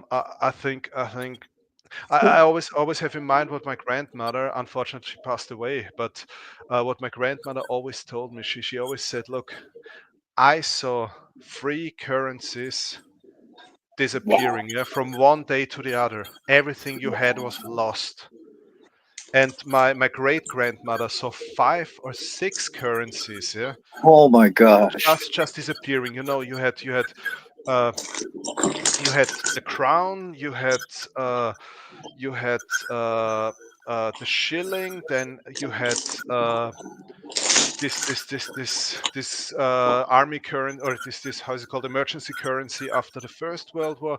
Then you had again the shilling. Then uh, you had the shilling during the time of Austrofascism. Then you had the Reichsmark from the German Reich. Then you had again an emergency currency. Then you had crazy, absolutely crazy, everything coming, going, hyperinflation 2 or 3 times, and so on. So people several times lost everything they had, except the people who had precious metals. And my grandmother told me, she said, "Look, they took the silver coins, the small silver coins, the 1 crown coins. They have a value of nothing, yeah. But the farmers accepted it, so they walked out of the city to the farmers. And when you came there with tons of money, they did not give you anything. If you had a few silver coins, they sold you some meat and vegetables and whatever you needed, yeah. Wow. And she always told me, she said, have some precious metals. Yeah. And I think if currencies collapse or something, I think we'll go back to that. Yeah.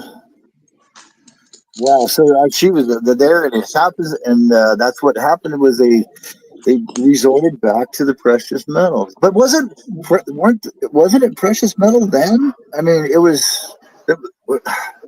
They had. Well, they didn't think of it Are we like talking that. about just bills, like currency? Because, right? I mean, back before 1964 in the United States, we had 90% silver, the constitutional. It was what you would call junk silver, I think. Yeah. Yeah, But they the didn't difference think of is, silver the same way we do today, because when the gold standard and the silver standard went off and went into basic metals, that's when it became more valuable. Especially here in the United Kingdom, I think it was 1946 was the last silver coin produced. It could be, I think it's 46 off the top of my head. And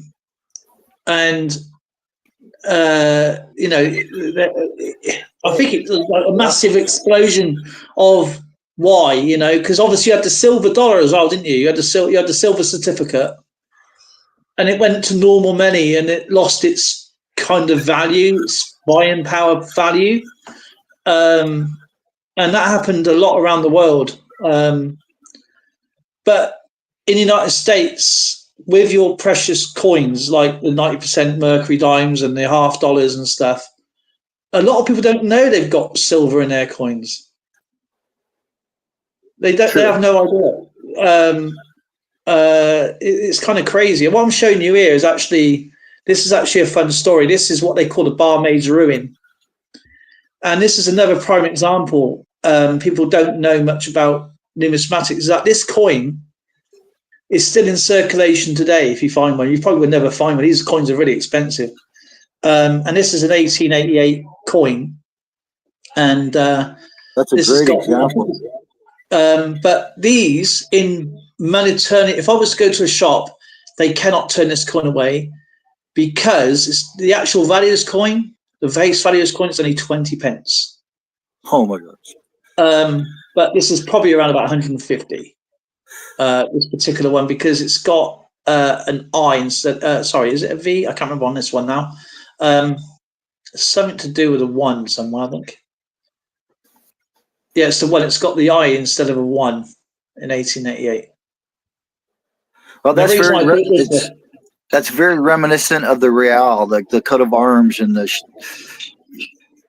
Yeah, it's the same. It's the same today as the King Charles III coin. It's got these standards. But yeah, it's and the florin's got this as well. But the reason why they call this a barmaid's ruin is there is literally no monetary value on it whatsoever. If you notice, it doesn't say any denomination on it. So when the people used to go and pay at the bars, they used to give them these coins. And of course, they weren't getting the full value of what the drink was purchased for. And the barmaids would obviously, all sorts were done to her back in the day, and that's what it's called, the barmaid's ruin. Yeah. Interesting. I need to show something quickly because you were talking about face values. So I need to switch to my camera. Maybe something interesting. A lot of people think that the Maria Theresa thaler actually doesn't have a face value, and I heard this frequently in videos that it doesn't have a face value, which is 100% wrong. The Maria Theresa thaler has a face value. Yeah. And the face value of the Maria Theresa thaler is this X you can see here. Oh. Because the X means it's 1/10 of a Cologne mark. So the weight of a Maria Theresa thaler, the fine weight, the silver content, is 1/10 of a Cologne mark, and this X is the face value of the Maria Theresa thaler. So the information that the Maria Theresa thaler has no face value is wrong, and I frequently hear this in videos.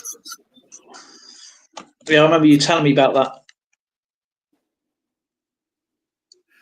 It looks like it's got value to me. That's gorgeous. I love the bicephalous eagle. Man, that's crazy cool. Wow. So that little X at the very top. Yeah. Wow.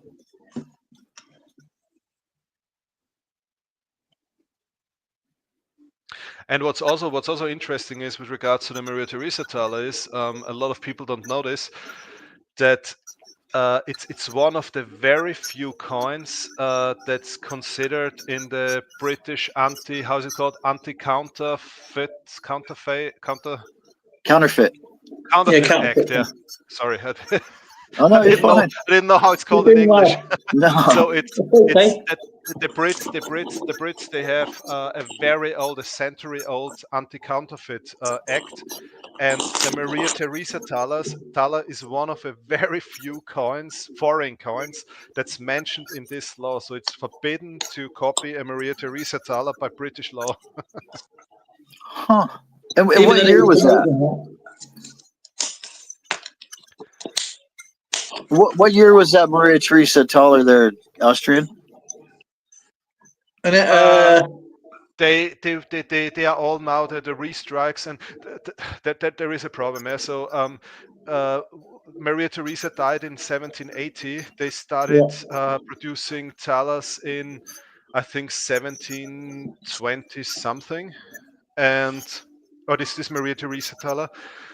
There are other thalers that are older than the Maria Theresa thaler, but the Maria Theresa thaler they started minting before. And when she died in 1780, to honor her, they kept producing Maria Theresa thalers with the date 1780. So they stopped the date there. So all Maria Theresa thalers minted afterwards were dated 1780. You don't mind me taking out the packet, the Austrian stacker, so I can have a look? Pardon? You didn't mind me taking yours out the packet, did you? So I can have a look. Yeah. No, I'm only joking. It is that. You can only. This is the reason why I sent you one. You can only get it in this blister from Austrian Mint. They are not selling it to any other shops or dealers or whatever. If you want to have a Maria Theresa thaler in this blister, in this special coin card, you need to go to Austrian Mint. They're just selling it in one single shop in these blisters. Here we go.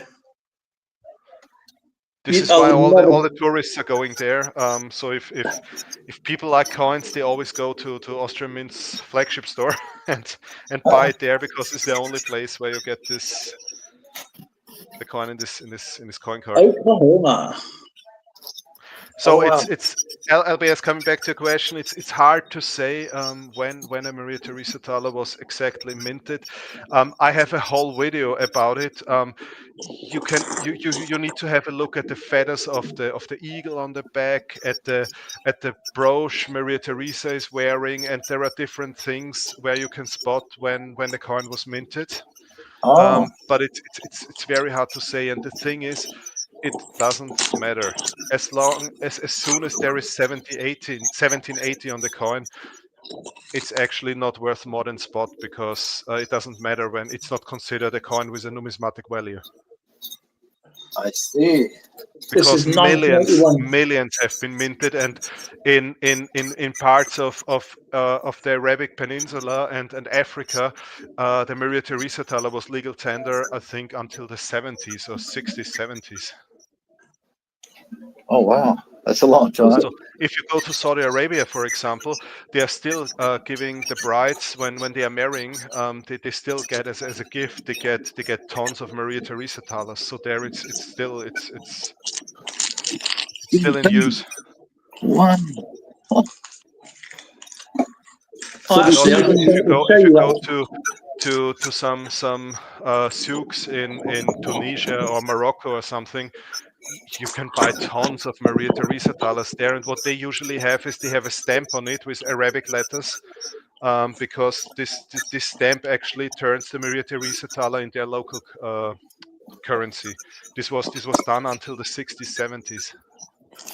Here you go. This is what it looks like when it comes back from Birmingham Essay Office. Essay letter and stamping. This is the code for it. That's my hallmark, my initials with the logo, and then it comes back. That's what it looks like. It comes back in a little box, but I put that on there, and this is, I got 3 left actually. The reason why I leave them blank is because I just use this as like little bars. If anybody wants to give something to somebody and they want to get something privately and get engraved on it, they can by their own personal engravers, like, you know, in their country or something. Right, custom, ready to go. That's cool. Yeah. So sometimes people like to put their own personal things on it, and they get it. I can do it. It's just that, you know, it's gonna. I have to get it sent off to do that, so it's going to cost more, and probably find it cheaper somewhere else. Because actually, I think I've got. So do you find it very competitive? Like, do you have to keep your prices down, or are you getting paid? I mean, I know being an artist in any field is not easy. And no, I don't do it like Redneck Metals and stuff like that, or anybody else. I don't really have to worry about that. It's because I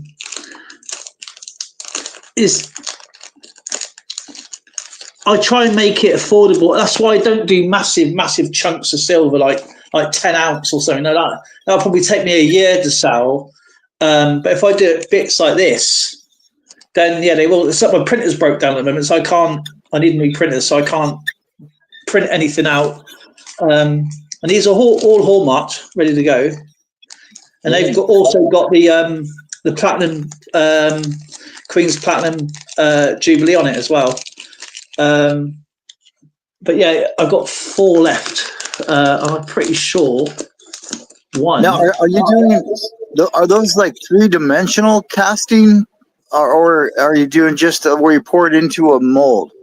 I'm pouring them into a mold because that's like the last of my silver I had. So I had a few. I sold a few, like privately, not on YouTube. And I gave one to Austrian Stacker, and I did give it to you. No, I didn't. You didn't buy it off me, did you? Sorry, Dale. I was busy with the chat. I didn't listen. Sorry. I sent you one, didn't I? I sent you. I didn't. You didn't buy it, did you? You sent what to me? The bars. Did I send you one of the bars? Yes. It was a gift. Yeah, someone you sent it to me. Yeah. But no, it's. I don't have a problem selling my silver. It's not a case of like competition, because people do different stuff. Some people are really good. You know, some people are really, really good. The problem they have, their downfall is that they don't have a proper hallmark. And if you can get an American piece, not being rude or anything, but you don't know what type of metal they put in there unless they're really creditable and trustworthy. And if I was going to get tested and it comes back not what it is, you know, I don't want to be a pain in the ass for anybody and say, oh, well, this person's. I'll write to them. Do you know what I mean? I'll do it all behind the back. I won't say nothing to anybody. Yeah. But I'm quite open. I'm like an open book. You know what? You know, I'm not. If you don't want the piece that I sent you, just send it back in the same condition, of course. Right. And I'll do it, and I'll refund your money. It's no problems whatsoever. It's not a problem because I can just remount it and just do something else again. It's not an issue. Right. And make them pay the shipping costs. Well, yeah, it's probably never ever even happened though, because no, you're doing solid deals. Because the problem is, I know there's a lot of people out there that, which I've seen over the years. Now I've been on YouTube and other things for years, and This is not my first channel. I've had other channels before this, and they've gone. And I see them do it. Some of them are really, really cool. I mean, they're fantastic what they do. But I see them go, right, okay, well, we're only doing this because they know they can't ship, say, to Europe because they're not allowed, because they don't have a proper stamp. Or they know that they're going to send, they're not going to sell in their own state because someone's not going to travel X hundreds of miles just to go and get, what, a couple of $100 back.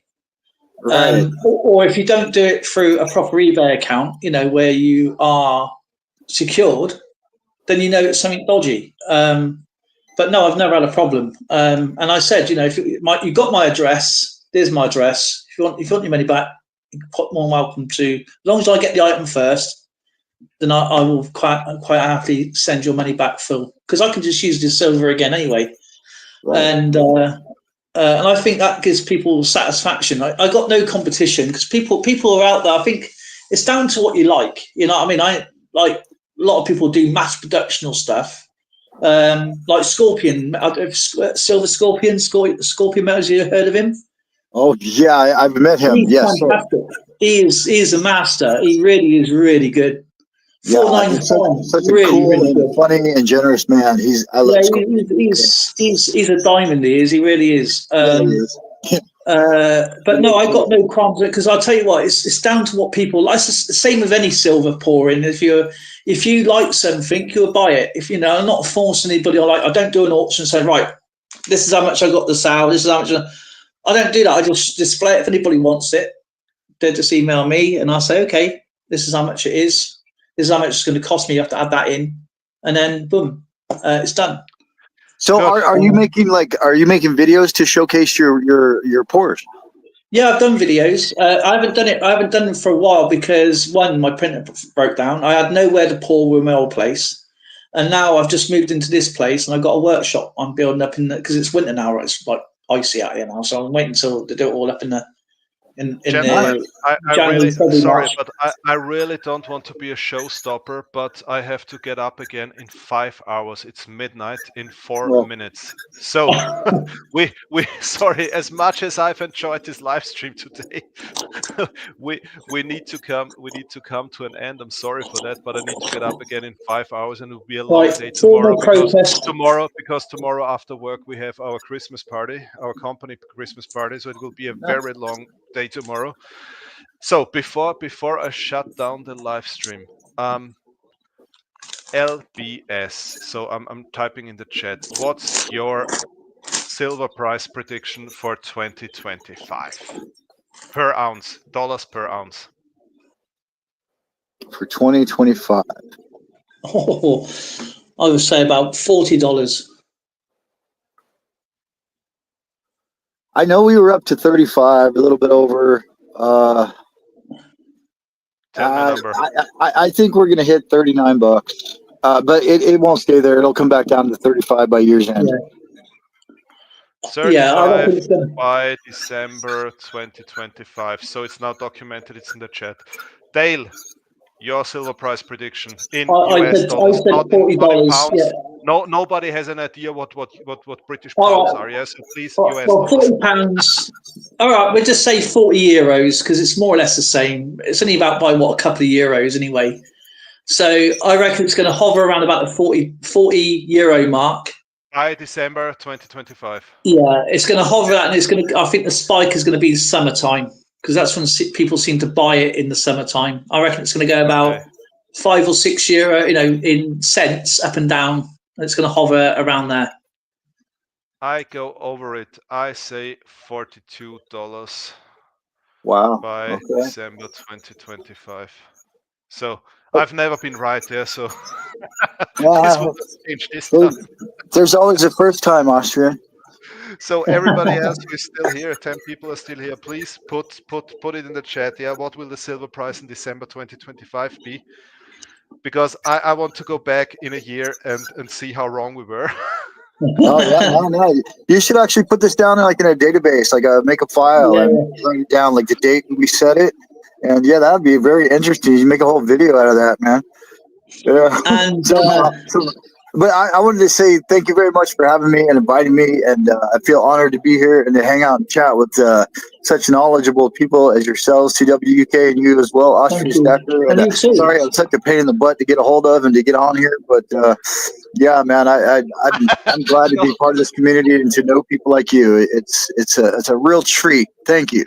Liberty, what I really appreciate is that you there are not too many who really like this the exchange and all of this also with European channels.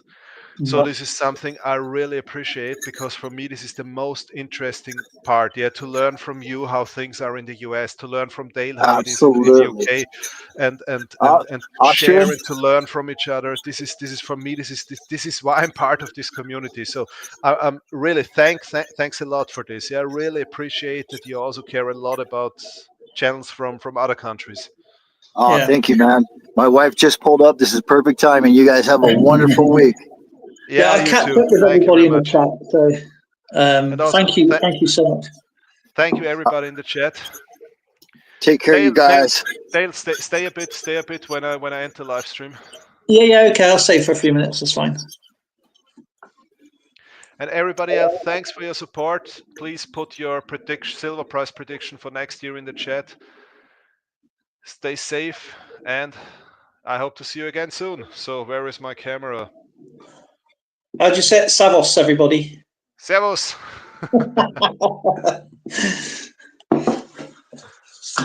Oopsie. Savos, everybody.